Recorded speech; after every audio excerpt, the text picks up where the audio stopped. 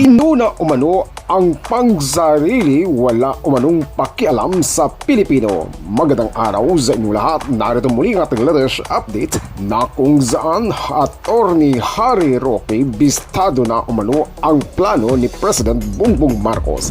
Narito sa ngayon ang panibagong pasabog ni Attorney Harry Roque sa President ng Pilipinas na si Bongbong Marcos. Manood pa natin ang full video. Ako naman si Quiringer TV.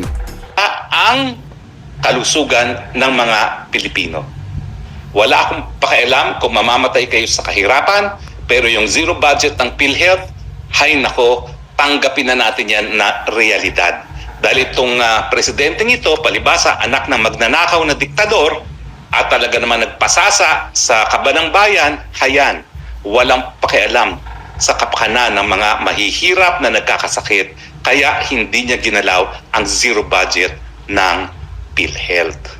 Bukod pa dyan, wala rin akong pakialam dyan sa mga public school students natin at mga nag-aaral sa state university and colleges na binawasan ng budget para doon sa libreng tuition na ating sinulong.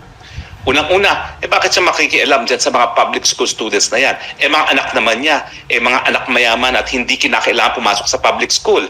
Hayaan mong mawala ng computer yung mga hinayupak na mahihirap na yan. Dahil yung mga mahihirap na yan, yan ang mga nagre-rebelde laban sa mga Marcos regime. Yan ang mensahe. Kaya hayaan natin na malabag ang saligang batas at hindi masunod ang naksaad sa ating saligang batas na dapat napupunta sa DepEd. Diba malinaw yung mensahe niya yan sa paglagda nitong pinaka-kurakot na budget sa talambuhay sa kasaysayan ng Pilipinas.